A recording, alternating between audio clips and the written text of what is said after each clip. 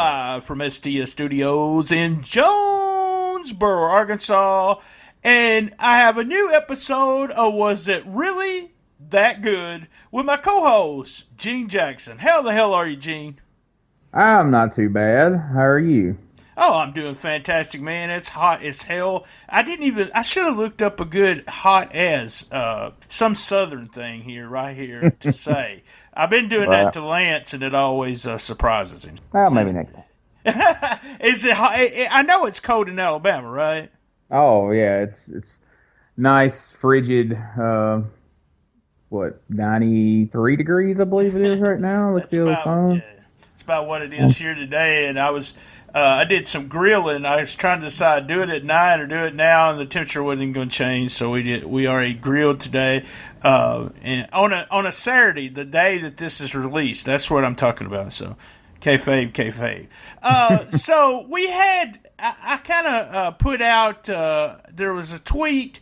Our buddy Ed Bogus, and we call him Bogus. I hope I pronounce his name right. He said that's one of the ways it's pronounced, or Bogus.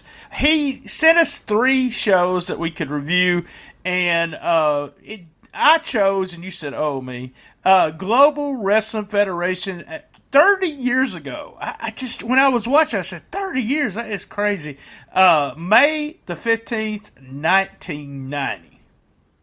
You know, Ed is always super great about leaving us feedback on almost every episode. And oh, yeah. So I had this great idea. I was like, hey, let's let Ed pick an episode. So he gave us 3 choices, and he sent the tweet out, and I was traveling that day. And so later that night, I was looking through there, and I was like, oh, a Mid-Atlantic episode. That looks promising. Oh, world class. I bet that's going to be good. Global Wrestling Federation. Ugh, okay, well. Day or 2 later, I get the message from Brian. Of course, which one do we pick? Fucking Global Wrestling Federation, of course. Why wouldn't we? Although, actually, though, this is not Global Wrestling Federation. This is labeled that way for whatever reason on the network. But this is during that, well, I can't say too much, or I guess I'll give away the finish. But this is during that wonderful time period that Jerry Jarrett was booking Dallas and taking everybody back and forth by bus from Memphis to Dallas. And so I don't really know why they got this labeled as global, but anyway. Yeah, I know. I went, it's all about USWA and everything. I just went with what they got it labeled. They showed clips. It started out with Lawler against Jarrett from last week. And Jeff used the chain for a win, but he's a babyface. And Lawler was the heel during this time. Was Lawler a heel also in Memphis during this time? I think he was. I think he was during this time period. You know, there was that fun time where he was baby in Memphis and heel in Texas, but I think at this point he was heel across the board. And oh my God, the finish as old as time. That chain finish has been done 100,000 times, but it still worked. Yeah, Ronnie throws the chain to Lawler. What it ends up being, he uses the chain on Lawler, the babyface does, Jarrett, and then the referee sees it. I want to do that some on a show, but I don't want the referee to see it someday. So every time the referee always finds it and DQs somebody. So, and then we come to the 2 announcers.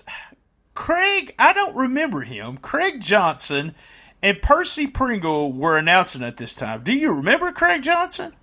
Craig Johnson is a guy whose real name is John Horton, who he came along towards the tail end of the USWA here. He did do a lot of commentary when they were Global Wrestling Federation, and then he ended up over in Mississippi.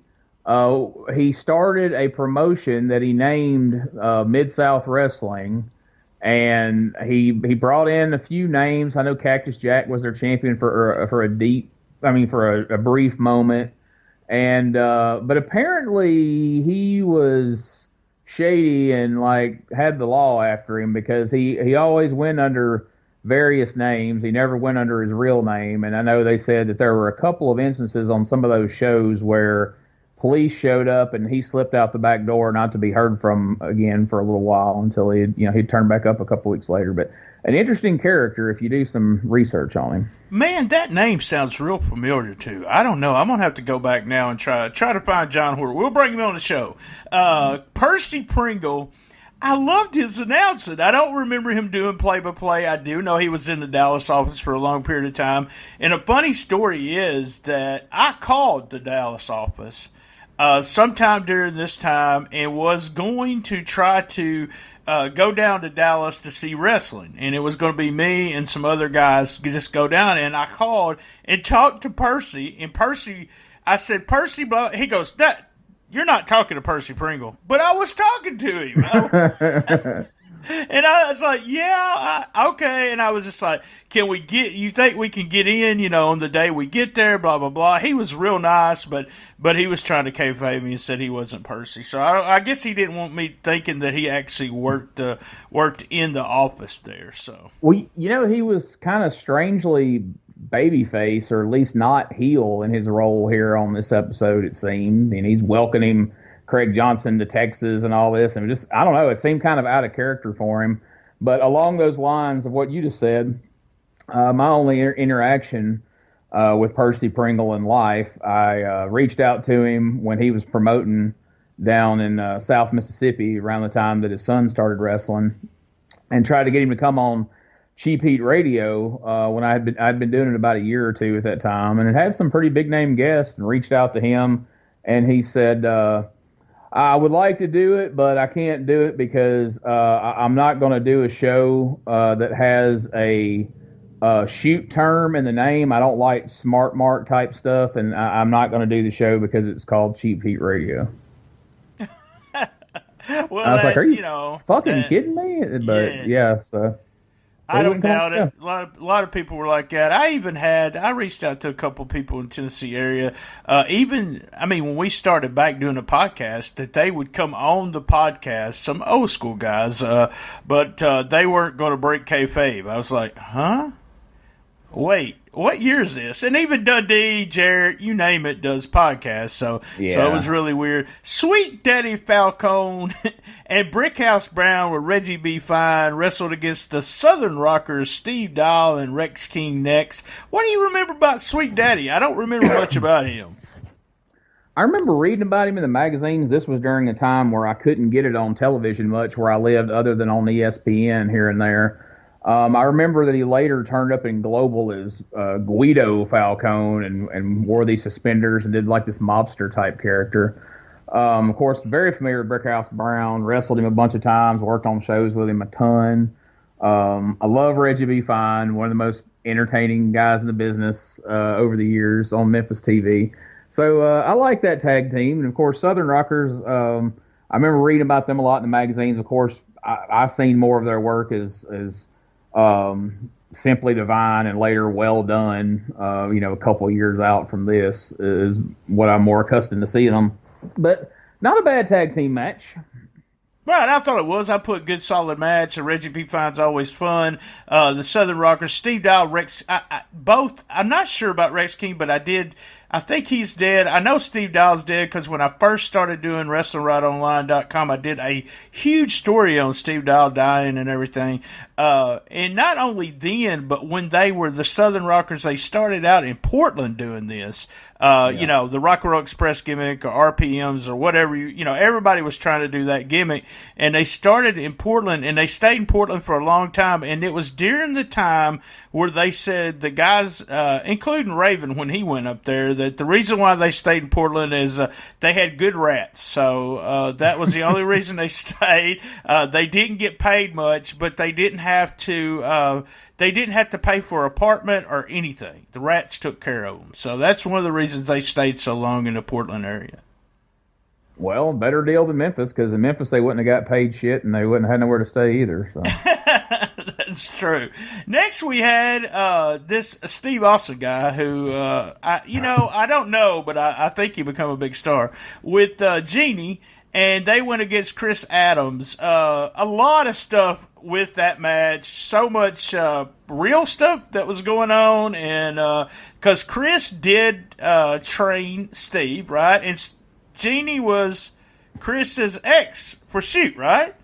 Yeah, Chris Adams trained Steve Austin, got him in the business, and then legitimately Chris Adams' ex-wife hooked up with Steve Austin, and they made her his valet, and they decided to make an angle out of it, which is pretty crazy. And then eventually, Chris's current wife at that time, Tony Adams, got involved, and it was if you go, I kind of looked at some of the time period when I watched this because I watched it a couple of weeks ago, then I watched it again last night, and so I went back and kind of looked at the time period, and you had a lot of stuff going on with the valets there. You had Jeannie, you had Tony Adams, and you had Tessa, who will come up in the next match, and so there was a lot of stuff that centered around valets at the time. But yeah, Austin and Adams had a long-running feud there that people believed in because everybody knew that Adams had trained Austin, and they knew that was really Chris Adams' ex-wife. So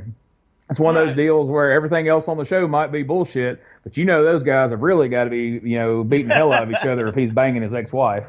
That's right. I mean, that was it. A lot of stuff back in the day was for real. That's what people thought. And the thing about this match, man, Chris Adams didn't get nothing. Steve just beat the hell out of him the whole match. Then she got in the ring and slapped him. They fought, he was too tired to catch up with Austin. That's what the announcer said. And he couldn't catch him. I thought it was fun watching Steve. He was a little bit smaller than he was during the major WWE run, but he was still so good. But he just did simple stuff. There was nothing majorly. It was, about Steve Austin, it was all about charisma anyway. A solid worker, always had good matches, but nothing over the top, I didn't think. And I liked it. I liked this, and I always liked Chris Adams. I was a huge Chris Adams fan. But, they kept trying to do the valets because of the success they'd had earlier with, Sunshine and Missy. And Missy Hyatt, was Missy Hyatt there, or was she just in Mid-South? Oh, no, she was out in Texas. Okay, yeah. When Tatum went to Texas, she came with him, and, they did the stuff with her and Sunshine out there as well. Yeah. All right, let's take a quick commercial break, and we'll be right back. One real quick shout out, and we'll get to what we got left of the show. A shout out to Stan, the wrestling fan. He's on SoundCloud. Shout out to you, Stan, for he's listened to a lot of episodes. A big fan of yours. Renegade Rampage. We've seen it all over the ring, and I know you probably remember it was also, and if I remember correctly, that is the ring that he was actually taking the canvas off of the one in Memphis studio and putting it on this one. And I reached out to Randy Hales, who was not working during this time with USWA, but he said that was a Red Man company. So Red Man Chew actually had this was trying to make the Renegade Rampage, Renegade Chewing Tobacco, a big thing by having some kind of sponsorship. I was told it was really good money, but probably not as much as they was making from Channel 5.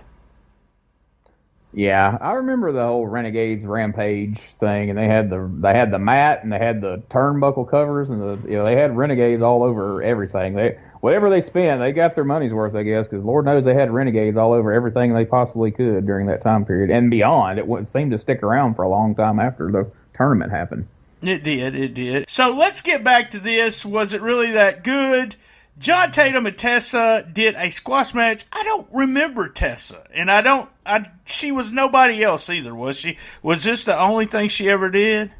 Yeah, this was the only thing she ever did. I'm assuming she was dating one or eventually both of these guys, because everything she did that I could find centered around mostly Dundee, but also Tatum a little bit. But I think maybe she was with Dundee at the time, but it's how it looks. Oh, man, it's, and Tatum just, to me, he doesn't look right without having Missy Hyatt with him. I just, one of those things where I see him with Missy and anybody else's, to me. Well, here's what happened. They showed this squash match I guess it was from last week. Dundee ran up behind Tatum and handcuffed him. Tatum wasn't going to give him a Southern title match, but Dundee started kissing on Tessa and said he would keep kissing her until Tatum gave him the title match. Did I get that right? Now you talk about, that was the deal. Tatum had won the belt from Dundee, and then immediately said that he was going to deny him his rematch for the title that he should get anyway. And so, yeah, he's in there wrestling somebody else. Dundee comes in, handcuffs him, and says, "I'm going to keep kissing your woman." And you talk about shit you couldn't do today. My God, can you imagine in today's climate if somebody did an angle where they handcuffed some? If let's just say it was AEW, and let's say Joey Janela comes in and handcuffs Kip Sabian and says, "I'm going to kiss Penelope until you give me a title match," if he had a title. People would lose their minds. He'd go to jail at this point. But yeah, it just took a few kisses from Dundee, and Tatum gave him his title match that he demanded, and here we are. I was just sitting there thinking of some of the things. We always seem to fall where we see something really racist like we did last time. But we get to really racist, but we don't usually see a lot of this, and like the spankings that they would give the valets and stuff like that. That kind of stuff like that doesn't really bother me. This was almost like he was mouth raping her. Is that a term? Yeah. Mouth raping? And that's why I kind of think, and like I said, it wasn't long after this that like Dundee won Tessa in a match, and then she was his manager in Memphis for a little bit and here and all that. So I kind of think maybe that she was with Dundee and they stuck her with Tatum for this angle, perhaps, because like I don't know. As I was watching this the second time, I was thinking I just can't imagine pitching this angle like, all right, okay, so you got your woman, because most of the time it's people's girlfriends that's their valet. You got your woman out there. You're not going to give me a rematch, so I'm just going to keep kissing her until you agree to the rematch. Like, how do you even pitch that? And if you're the other guy, if you're Tatum and that really was like your girlfriend or something, like, how would you take that? Well, all right, you're only going to have to do it once, and I'm going to accept pretty damn quick here. It's just the whole thing was just weird, but it worked back then. I mean, it worked. It just made me feel uncomfortable. It probably would have made me feel uncomfortable. I don't know. Back then, I probably wasn't thinking as much about what was going on. But it was just strange to me. Then we had women barely had rights back then. What are we thinking? Yeah, there you go. That was heel Gene there. So there we go. So we get Dundee against Tatum. Typical old school Memphis match during this time with he pulled my tights and all that kind of stuff. Man, I'm a big advocate of that because that's really all I can do when I get in there and wrestle.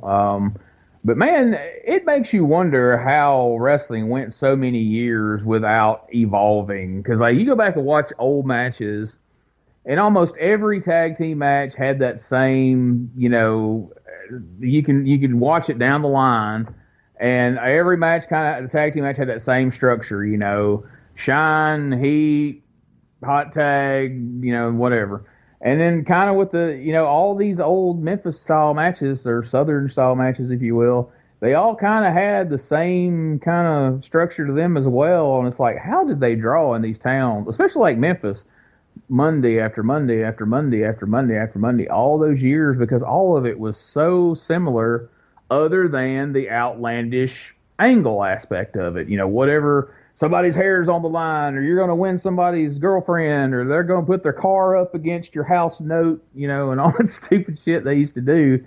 But you see why they had to do that, because the wrestling itself was all pretty much the same, and in Memphis it was mostly brawling. It's like, it's quite impressive that they drew for as many years as they did before wrestling had to kind of evolve into something else, because holy crap, it was all so similar for so long. I think it was really, with Memphis, it really had to do with the babyface being so over.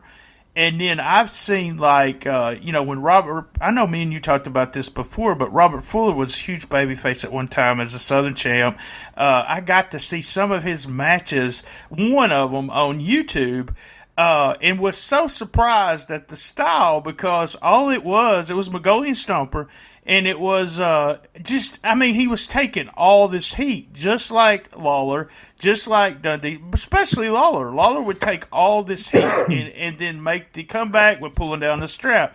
And then when Fuller started making his comeback, the crowd was the baby faces were so over. And the crowd, they just didn't smarten up themselves is what happened. And I don't know, I'm with you. I don't know how it lasted so long, because I can remember me starting to see, well, he's going to do this and he's going to do that. I remember Valiant Valiant I used to like Valiant when he wrestled, but I would tell my mom when I was like 13 or 14, I don't want to go see Valiant tonight if he's just going to play around. So I already had picked up on, there's a couple of things. But this match was typical. If you want to see a Memphis match, this was it. Dundee was actually 47 years old during this match.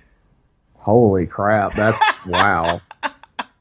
I was shocked. I was like, I got to see how old Dundee was during this match. Tatum and him had both really great shape, but he was 47.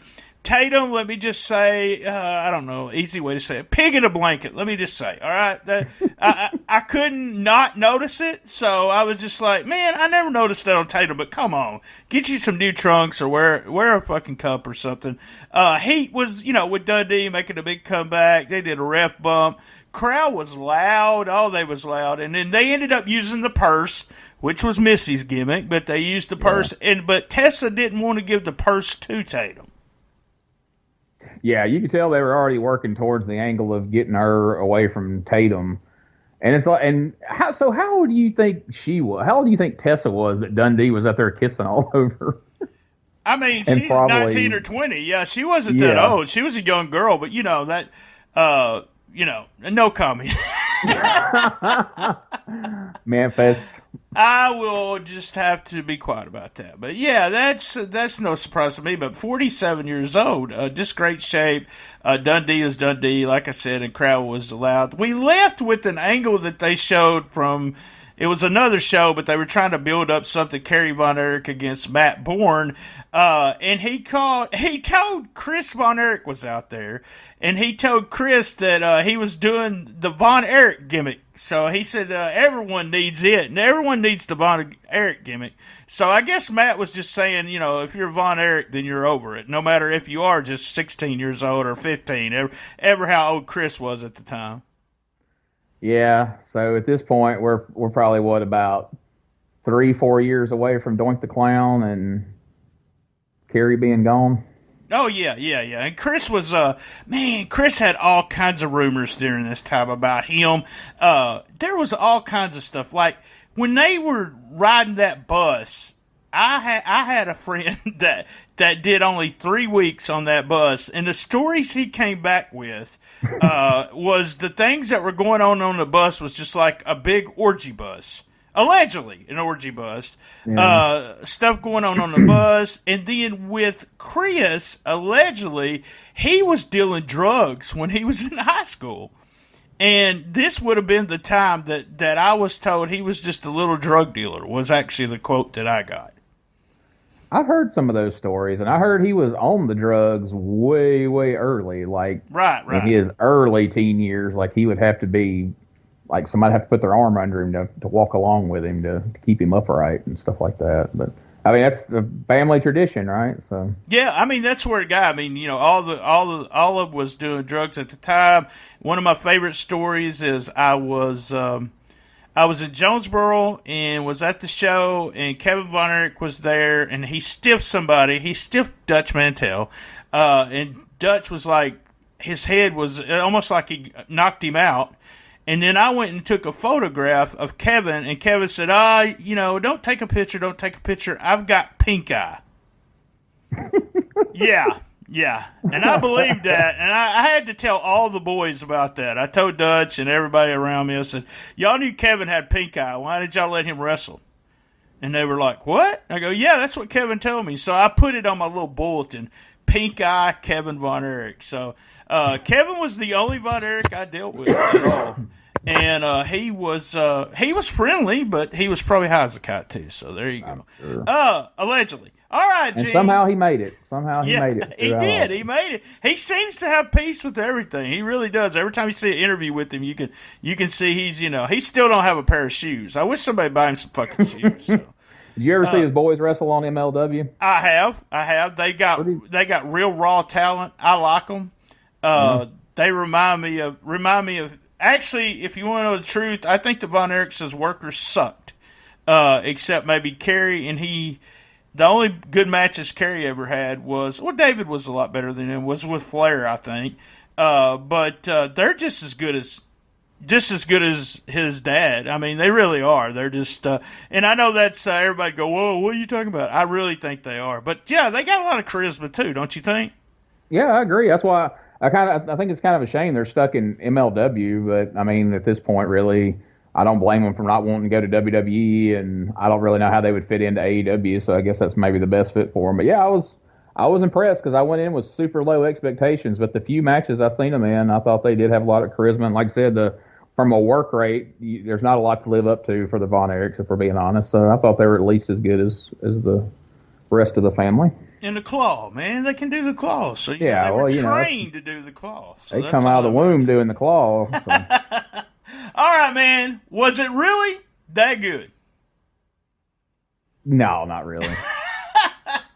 I can't even lie. You let me pause on that. No, it wasn't. It was 38 minutes is what they got out of it. So they had a bunch of commercials during this.